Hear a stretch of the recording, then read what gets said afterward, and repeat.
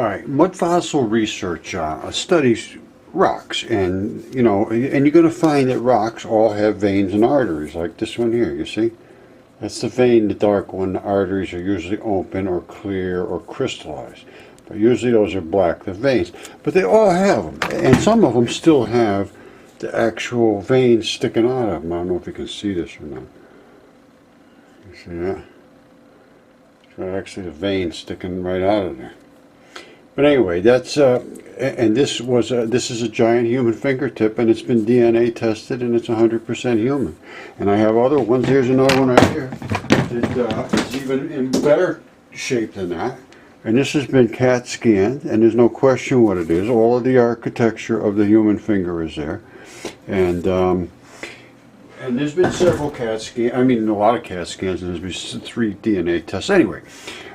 The things that we should be looking at is the Earth, because the Earth is made out of stuff that we're just not thinking about, like this right here. This is the Earth. I mean, we should be looking at this. Nobody's looking at this stuff. Now look at what we got here. I come across here, and you go out into this area, and look at this. Who's looking at this? Nobody.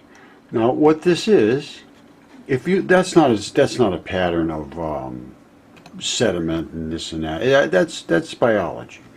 And if you look at it carefully, you can see this. It's very, very, very apparent.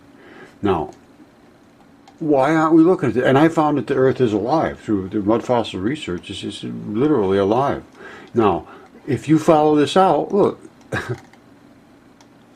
it's like pigskin or something. Now look at this. Look carefully at the patterns. You think that just happened all by itself? No, it didn't. This is something to do with biology. Now, what it is, I'm not absolutely certain, but I'm really certain that this has a biological origin. And I do know that the Earth is a biological system. And I know the universe is a biological system. And Comet 67P is literally a tendon floating in space, and it's giving off smoke in the form of its coma, which is polycyclic aromatic hydrocarbons, which are smoke from meat, which is uncombusted because there's no O2 out there. So, these are the kind of things we should be looking at. Instead, science is coming up with all these crazy theories about this and that. Look at this. They're going to come up with dark matter and all these other things. Let's look at what we got here in front of our faces. This is something else than we have ever considered the Earth. And the Earth is a whole different story than we have ever considered it. And that's all I have to say about it. So somebody should start looking at it. There's all kinds of things on this Earth that we are not looking at that are truly things that we should be looking at. That's my point.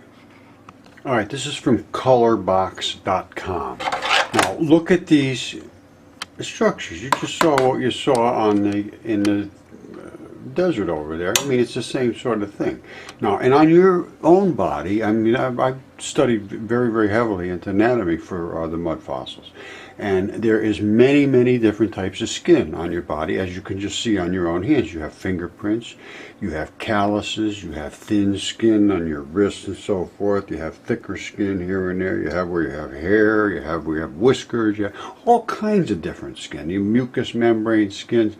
Now, the point being here is that if you go back to that Google spot on Earth, you're going to see many different types of skin textures. Something there was a creature of some sort, and the Earth itself is literally covered with some form of anatomy that is the Earth. And I have many videos on this, and they've done dives through blue holes, and they are literal digestive systems.